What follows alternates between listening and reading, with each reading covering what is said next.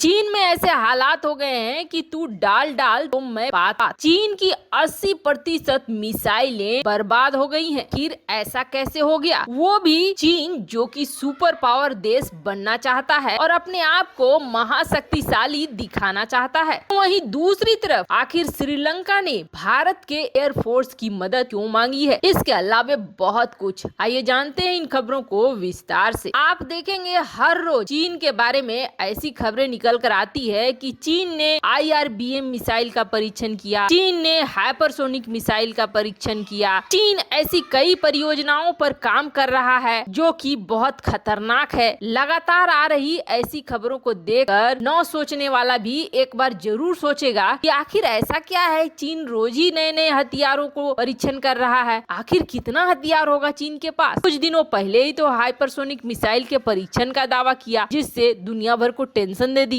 हालांकि अब जो चीज निकल कर आ रही है खुलकर, वो पुख्ता सबूत के साथ निकल कर आई है और चीन के 80% से अधिक मिसाइल बर्बाद हो गए हैं और इसकी पोल भी खुल गई चीन से ही। चीन में जितना ज्यादा हथियारों का निर्माण होता है, उससे ज्यादा वहाँ पे भ्रष्टाचार भी है। इस चीज को चीन बहुत सालों से झेल रहा है। चाहे कोई भी क्षेत्र क्यों ना हो, उस क्षेत्र में भ्रष्टाचार भरा पड़ा है। अब चीन में एक नियम है और इस नियम में ये है कि किसी भी एयर टू एयर मिसाइल को सर्विस में लाने के लिए यानी सेना में शामिल करने से पहले इसका 8 सफल परीक्षण जरूरी है। अब चीन की मिसाइल बनाने का जिम्मा सरकारी और अर्ध सरकारी कंपनियों पर है। चीन की सरकार दुनिया की सबसे बड़ी शक्ति बनने के लिए इन कंपनियों पर नई नई और आधुनिक मिसाइलें बनाने का दबाव बनाता रहता है। ऐसे में ये कंपनियां जैसे तैसे मिसाइल बनाकर तैयार कर देती हैं और किसी तरीके से जो चीन का नियम है कि 8 मूविंग ऑब्जेक्ट पर निशाना लगा लो और अगर परीक्षण सफल रह गया तो सेना में शामिल हो जाएगा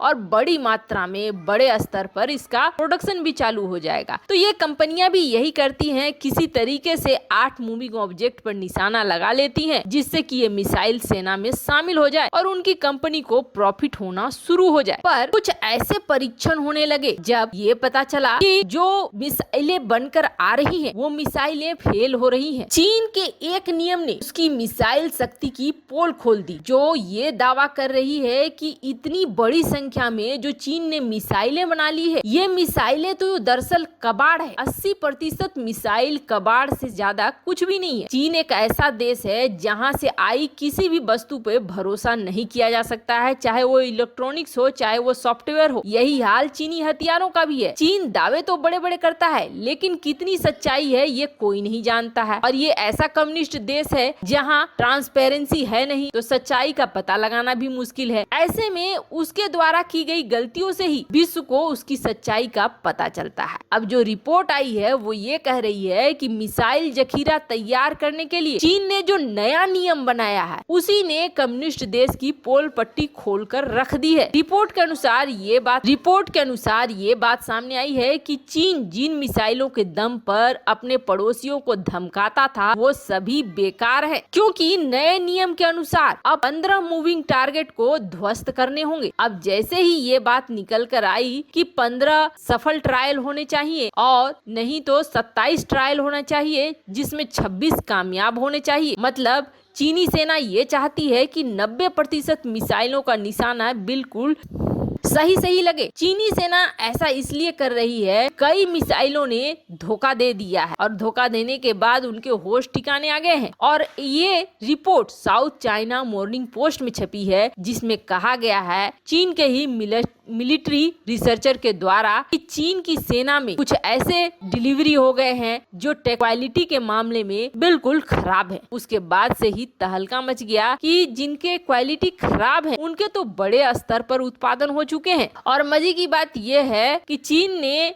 जो ये नया नियम बनाया है, उस नियम पर उसके कॉन्ट्रैक्टर और उसके कंपनी अब विरोध में खड़े हो गए। वो कह रहे हैं कि नहीं, इस नियम को हम नहीं पालन करेंगे। अगर हम ऐसे इस नियम को मानते हैं तो हमारा 20% से कम मिसाइलें ही सफल होगी। मतलब 20% से कम होंगी, इसका मतलब 80% जो बचा हुआ है चीन में वो कबाड़ है। कुल मिलाकर ये कहें कि जिस मिसाइल के जखीरे पर चीन नाज करता है, वो असल में फुस होने वाली है युद्ध के समय। खैर, ये तो रही चीनी मिसाइलों की बात। वहीं दूसरी तरफ श्रीलंका ने भारत से बड़ी मदद मांगी है और ये मदद इस बार श्रीलंका ने एयरफोर्स से मांगी है। यानी भारत को अपनी वायुसेना की मदद लेनी होगी अगर श्रीलंका को मदद करनी है तो। हमने आपको अपनी पिछली खबरों में बताया था श्रीलंका में बहुत ही ज्यादा महामारी के समय स्थिति खराब हो गई थी और खास करके कृषि क्षेत्र में और भी ज्यादा हो गई। अब श्रीलंका किसी तरीके से अपनी अर्थव्यवस्था को पटरी में ला रहा है और कृषि प्रधान देश होने की वजह से श्रीलंका ने फर्टिलाइजर के लिए चीन के साथ समझौता किया था और जब ये फर्टिलाइजर श्रीलंका पहुंचे और जब उसने परीक्षण किया तो ये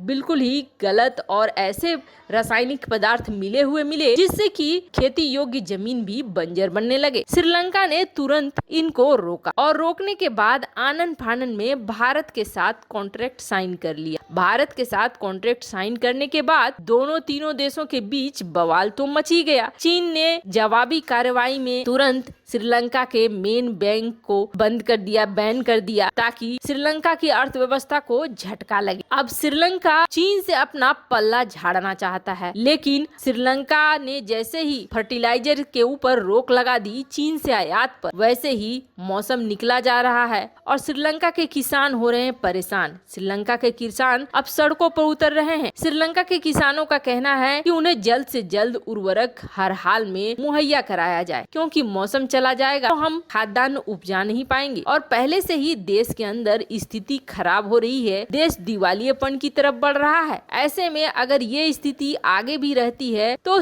भुखमरी के हालात हो जाएंगे श्रीलंका के उन लोगों पे जिनका निर्भरता पूरी की पूरी खेती पर है। अब इस प्रदर्शनों से जहां श्रीलंका के राजपक्षा सरकार ने नया फैसला लिया और इस फैसले की तहत चीन से मंगाने का परमिशन तो अभी भी नहीं दिया। चीन से अपनी धीरे धीरे रिश्तों को हटाना चाहता है श्रीलंका, वो साफ तौर पर दिख रहा है। पर अब उन्होंने भारत से रिक्वेस्ट की है और भारत से ये कहा है कि हमें जल्द से जल्द फर्टिलाइजर किसी तरीके से पहुंचाइए। अब बात यह है कि अगर भारत जल क्षेत्र का इस्तेमाल करता है जो आम तौर पर होता है तो फर्टिलाइजर पहुंचने में बहुत वक्त लग जाएगा। चीन ने पहले ही धोखा दे दिया है और समय निकलता जा रहा है। ऐसे में जो समय है उर्वरक डालने का खेत में वो निकल जाएगा। यही वजह है कि अब श्रीलंका ये कह रहा है भारत सरकार से कि आप भारतीय वायुसेना की मदद से, भारतीय वायुसेना के ट्रांसपोर्ट विमानों की मदद से हमें ये